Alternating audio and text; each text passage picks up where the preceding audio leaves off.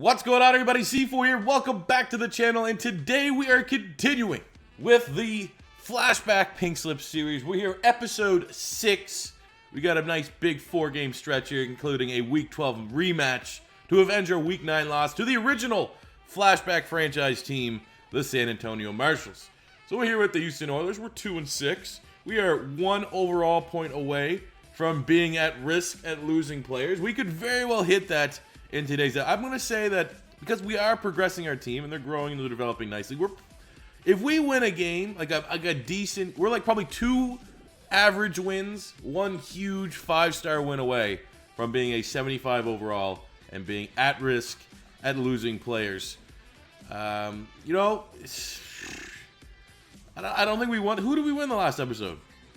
Did we even win anybody in the last episode? I can't really recall off the top of my head. It's been a couple days.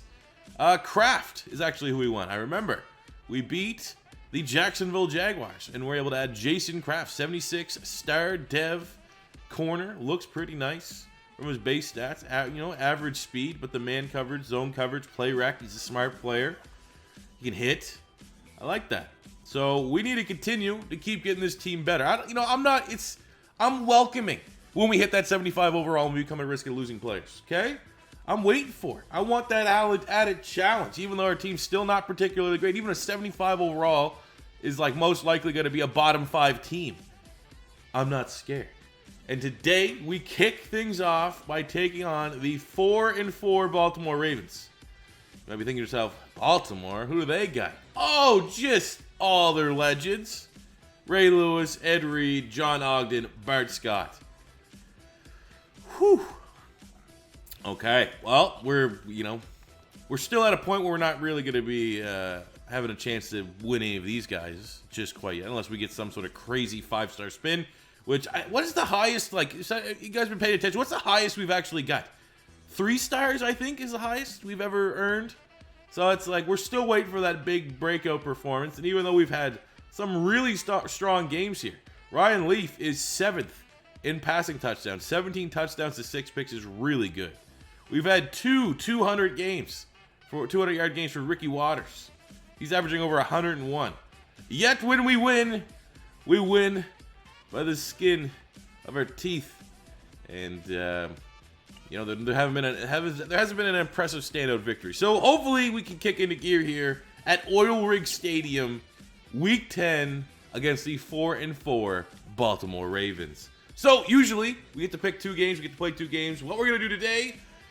That Ravens game's actually pretty tough. Okay, here's what we're gonna do. We're 100% playing that Week 12 matchup against the Marshals because I want to avenge that loss. But between Baltimore, Pittsburgh, and Green Bay, I'm gonna play the team that's the worst because the team that's the worst gives us the best chance at getting a realistic upgrade. Like a team that's filled with 80s and 90s, we are not going to be able to get any of their good players, right? So that's Green Bay's one of the best teams. We're probably not going to play this Green Bay game. Because if we win it, it's fine. If we don't win it, it's no hair off our chin. So, yeah, they're looking pretty. Okay, we're probably going to pass on Green Bay. So then it's between Pittsburgh and Baltimore. Looking at the Steelers here. Oh man, how old's Jerome Bettis? I love Jerome Bettis. One of my favorite players of all time. They could definitely be in play here. There's some nice players. James Harrison, superstar 85. That'd be awesome getting James Harrison on the team. If we could be honest with each other. Nnamdi Asomugha. I'm not going to torture myself by even thinking about doing that. I think this Pittsburgh is probably going to be the team. Why would I go all the way there to go to Baltimore? Let's see what we got for Baltimore. They got White Lightning, Kevin Curtis, Todd Heap. They're actually not that good either. I mean, they have the big superstars, as you would expect. Bart Scott, Ballware here, Chris McAllister, Marcus Trufant.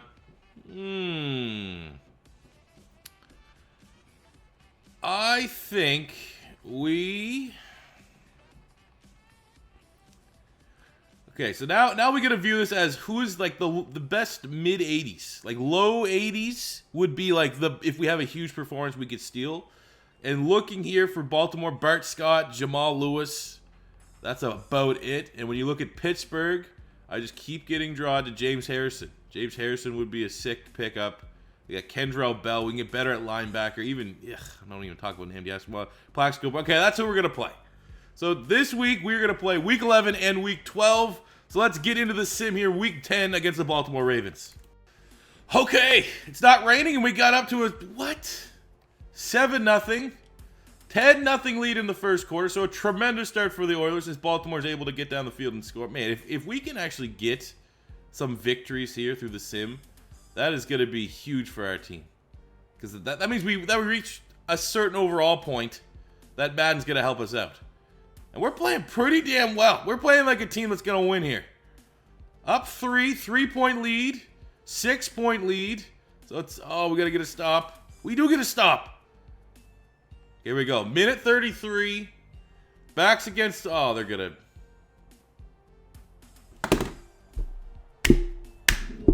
Why? Come on. We had victory. We had oh my God. We had victory in the palm of our hands, and they blew it on the final play of the game. 24-23. Who's Jeff Blake, and why did Andre Johnson have 2 catches for 8 yards? Very easy to see what's going on here in this game. Jeff Blake, 3 touchdowns, 2. This would have been at least a 4-star performance. We win this. Todd Heap, Travis Taylor. I mean, yeah, when Witten and Andre Johnson get 18 yards combined, probably not going to win the game. Even though we played well defensively, 2 picks, Peterson and Donald Mitchell. That is a very tough defeat. I mean, we were thoroughly outplayed. They had 400 yards. We had 280. We didn't even have 100 rushing yards. We barely had 200 passing yards. They had 9 more first downs than us. We just won the plus minus.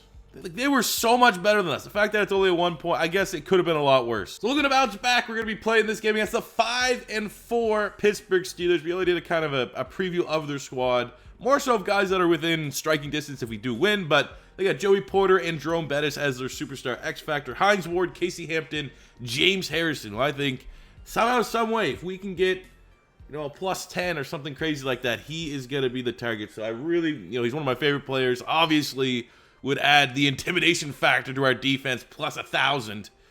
I would really love to try to run the score up here. It's within striking distance. They're not that much better than us. Only a 4-point gap. So if we can have a career day for Ryan Leaf and company, now's a great time to get that first 5-star performance in franchise and series history here for the Houston Oilers.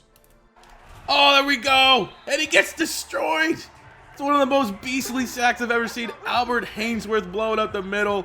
Destroys the quarterback. Don't even care what it is. He's number 8 in our minds. But look at this. Tommy Maddox, XFL MVP, original XFL MVP. Albert Hainsworth just shrugs off the block. Look at this sack. My God. Sends him back 3 yards in the air.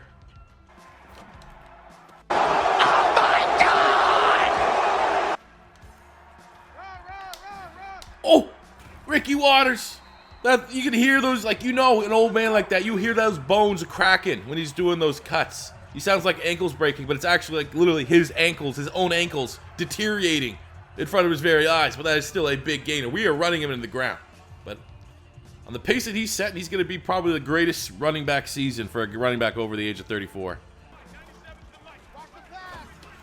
Go Santiago! Yes, OJ Santiago, backup tight end.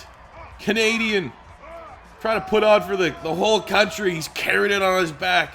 Opening drive touchdown there for the Houston Oilers. Come on, we want that 5-star. 3rd and 7, another scenario that we can get off the field and probably force them to punt the ball. So can Big Al Hainsworth. Can he ask a question? Oh, no, he can't. As Hines Ward on Kraft gets wide open there. Moves the chains. Okay, all out blitz, 3rd and 5. Sick of this. Sick of every 3rd down. They've just been someone wide open. Let's go, Big Al. Get off your blocks, young man. Oh, hey, they dropped it. Nice. Ricky Waters out the backfield. Gets a little stiff arm at the end. Come on, Andre. Come on, Andre. There we go. He's a beast. I don't care. We took a little slant cheese every now and again. It was the play call the coach wanted. And Andre Johnson, his 5th touchdown already in this rookie season. No! Oh, God. He's right there on the 1-yard line. Okay, we've had tremendous goal-to-goal defense since we've been the Houston Oilers. We need that to continue here for sure, especially if we get right through here on the blitz. It's a big TFL, loss of 4. Come on, baby. Don't let me down, Blue. Don't let me down, Blue. Yes. Hell yeah, Spur timeout. What a stand from the defense. And you would figure any team that had the bus, Jerome Bettis, with 3 plays on the 1-yard line would be able to get that 1 yard. But this defense is hungry. This defense wants a 5-star performance. Come on, Andre. Come on, Andre. A touchdown here would be massive. Oh, my God. I feel bad. Okay, that's the last time we're running slants. I don't want my first 5-star just be me chucking slants left, right, and center. We audible do a slant there. We gotta admit to it. It fell a little dirty. But we had to. We had to reward our team for getting that stop, and why not take advantage of the mismatch and the fact that we have quite possibly the biggest grown man rookie wide receiver of all time in Andre Johnson. Tried to sim out the rest of that quarter there, just 2-3 plays, and we got punished. Heaven forbid. Just try to get through the cutscenes. They had 2 plays till the clock was out. 67-yard touchdown. Jerome Bettis. All right, we're totally going to be looking on the right side here to Whitner Bolden. Just throw it to Anquan. Real close to a first down. What are we talking? Inches? 2nd and inches. Okay. We might not be able to hit the 100 yards for Ricky Waters, but let's see if we can get him a touchdown here, because getting 2 rushing touchdowns is fairly manageable as he stiff arms the corner into next week. We run the score up here a little bit more. Oh, midfield. Oh, crap. Picked that off. 3rd and short. Had a chance at a pick 6. At least we forced the punt. Oh, that has to be a pick 6. Oh, no. Oh, that's lazy. He just didn't want to run all that distance. Okay, Mark, make note of that. In case we ever win a chance we're going to get rid of a corner and Kraft's name come up, because I think he's our second highest rated corner. That right there is more than enough for me to say, yeah, you're gone. We're moving on from you. Albert Haynes. Oh, that would have been a 2nd sack, which would have been a half-star. So they're still in 4-down territory. 4th and goal from the 11. Let's just play cover 2 man. Keep it simple. Hopefully we don't get beat. Gonna watch Hines Ward. He seems to be open every time they need a go-to play. My God, he almost got a touchdown by the most filthy bullying of a DB I've ever seen. Thank God he was out of bounds. All right, we need to have strategy now. We're in the red zone. Waters or Santiago have to get a touchdown. They're the only people that are on 2 tutties. And I think it's going to be a lot more reasonable to get it with Ricky Waters, as Santiago's a backup and he's only in for relief duty with Jason Witten. So let's see if we can get a C4 special here and get the 2nd rushing touchdown that we need for Ricky Waters. Which, I mean, he's not gassed. We should be able to get 3 tries here. Oh, that was not a good play call.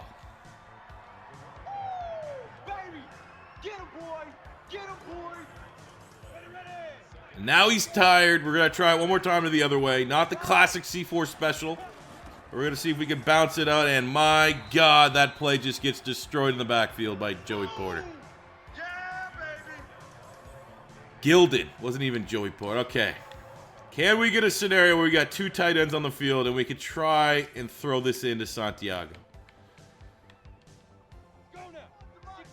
There we go. Y. We're going to go all in on Y. Come on, buddy. Come on, buddy. Oh, we had him!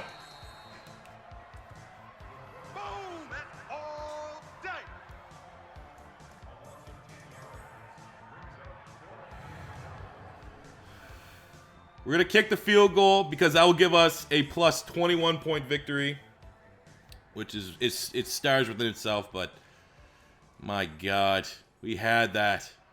We had Santiago if the goddamn corner didn't come in and ruin my day. Let's just wait. Let's just wait. Tick-tock goes the clock. Get it up. Come on, Seabass. 1 second left. Let's not screw this up. We'll squib it. And hopefully there's no more Jerome Bettis 70-yard beast-quake runs somehow on this kickoff return. So that's a big-time victory. I'm going to go calculate the stars. I don't know if it's a 5. My gut says we got like 4.5 or something super frustrated like that. But we'll calculate it and see if we have our first 5-star performance here in the Oilers series. Oh, you got to be kidding me. We won the game. We won it by 21, which is 2 stars. Player stats.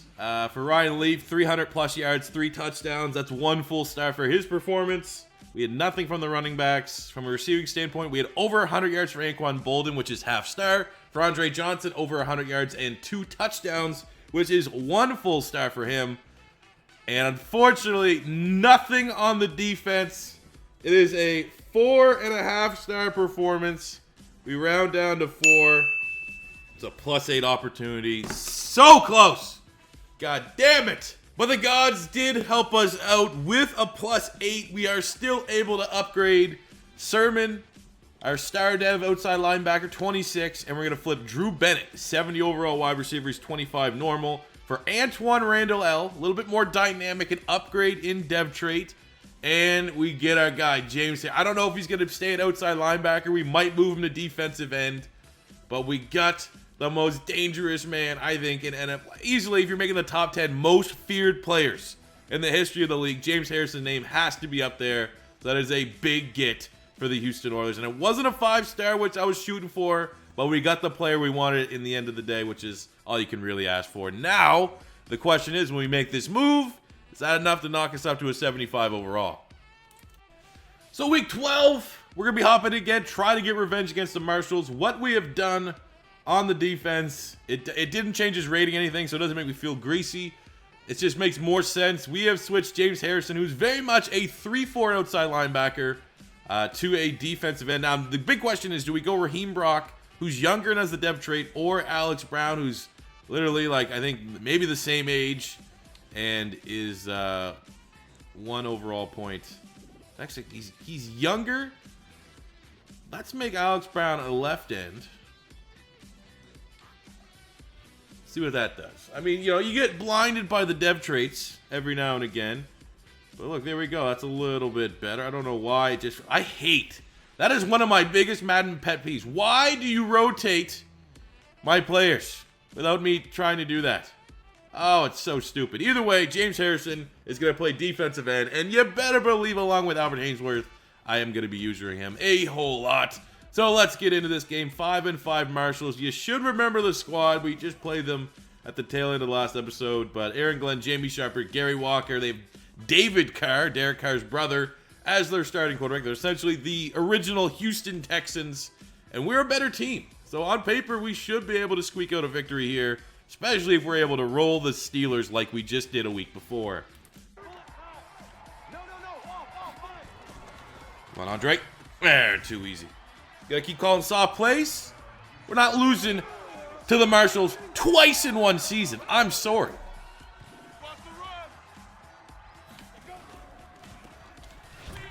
Go. First of many tackles for loss, James Harrison. Oh my, how is Derek Carr outrunning my 95 speed corner? White Vic out here. Second and 11. Let's go. Get a big play. Who wants it? We scramble? Do we got wheels? Oh, you know, see, David Carr's not the only one that can run. Ryan Leaf, gain of 20. 3rd and 16 on the 23. We got one more shot. Just no turnovers either way. We'll walk away with points. Andre.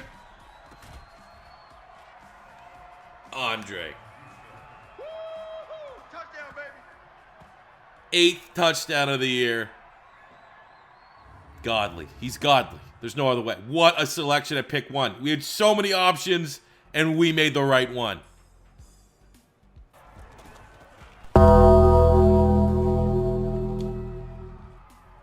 Ooh. Ooh. I hate that Kraft guy. Anytime that Kraft guy has a chance to make a play, he does not make it. Winning him away from the Jacksonville Jaguars has been a curse to our defense. Oh, there we go, though, right out the middle. Antonio Pierce. That's what I like to see. This famed Oilers goal line defense. Oh, my God. It's relentless. Oh, my God. 84 is wide open. We're going to have to try to cover 84.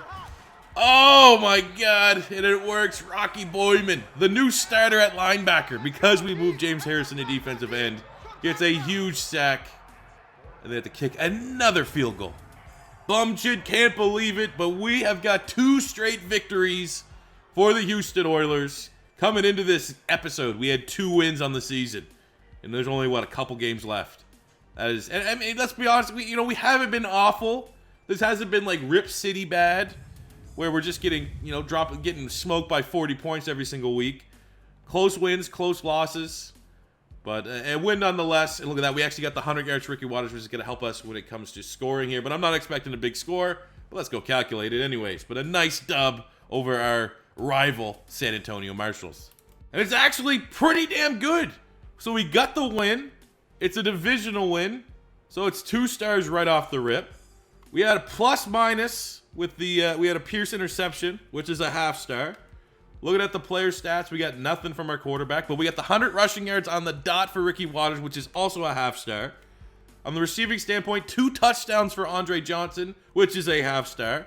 And then on the defense, even though Mike Peterson had a sensational day, we had an interception for Antonio Pierce, which is a half star, which gives us a 4-star performance, a +8, just duplicating what we did against the Pittsburgh Steelers. It maybe makes what we did against the Steelers that much more depressing, because we were way more dominant in that game, and we still get the same value. But a +8, that is huge. That could be enough to make us a 75 overall, which is a little bit scary, if I'm being honest with you.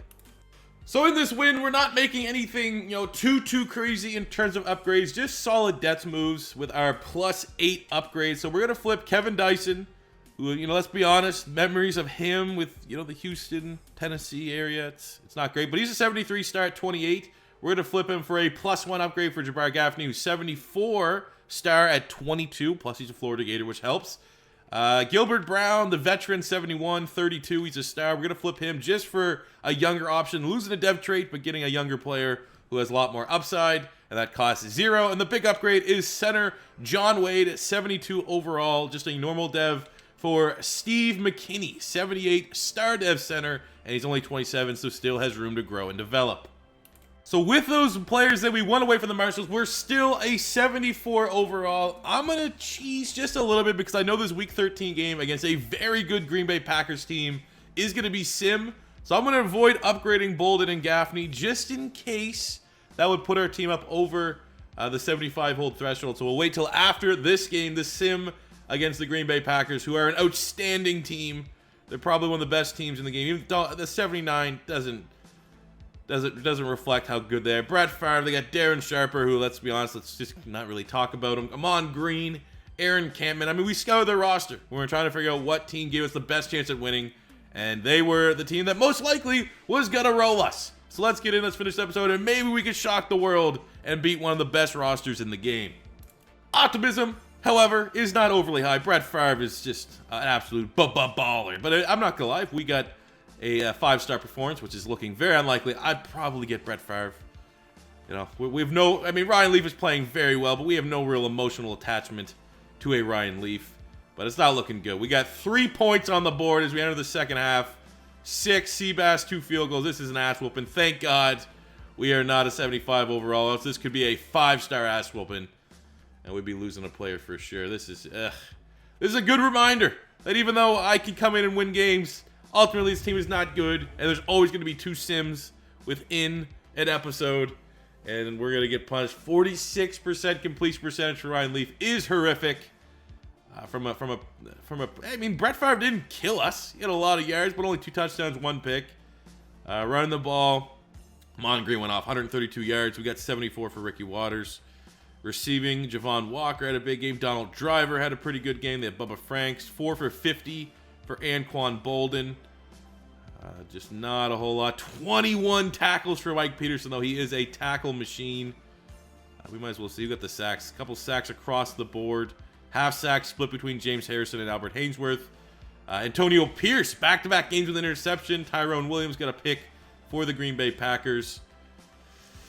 It's just, I know, it was going to be a rough one. We knew it was going to be a rough one. We still won 2 games in this episode. I feel real good about where we're at. And now we can spend the XP for the players and see if that is enough to end the episode with a 75 overall squad, which makes episode 7 of Pink Slips, which will be coming, I think, on Sunday, that much more interesting. Or are we still going to be able to walk away with a 74 squad and not be at risk of losing a player? Whew. We spent the XP, and we're up to a 76 offense, but our team overall did not go up any, so we're going to enter the final episode of the regular season as a 4-8 team. This is actually a pretty big game against the 3-9 Bears, one that I feel like we're not going to be too upset if we lose, because we are right in the conversation. Look at that. 3-9 and 4-8 separates potentially the first overall pick and, you know, a top 10 pick, deeper in the top 10. So we got a big stretch here. The Bears, Vikings, Bengals, and Broncos to finish up the regular season. I mean, I don't think 8-8. It's incredibly unlikely that we win, but I don't think 8-8. I mean, maybe 8-8 could potentially get you in the playoffs, but let's be honest, we're pretty much accepting the fact that we're not going to be a playoff team here in the 2003-2004 season. But we got, we're excited. We have a couple opportunities, maybe win a game or two and add more players to the squad. There's no chance, though, that even if we win maybe 1 game out of the final 4, that we're not going to get up to a 75 overall. But it would be easy for us if we can get through this whole season and get into the draft and off season without having any risk of losing players. But we're going to have to find out if we can hit that in the next episode. So I hope you guys tune back in and check that out. So if you guys are enjoying this series, make sure you smash that like button. If it's your first time stopping by, don't be afraid to hit that subscribe button. Thank you for watching. Welcome James Harrison, the most scary man in the NFL, to the squad. And we'll catch you guys back here Sunday for another episode of Flashback Pinks. Until then, it's C4 saying peace out. Money I'm spending, I'm out and I'm shopping. You talking that shit, well, you talking the talking. Look at my options, look at me dropping. Ass in the game, like, who are you stopping? Not me, not me, not never. Not me, not me, not never. Not me, not me, not never. I'm way too clever. Look at the kid, Mr. Consistent.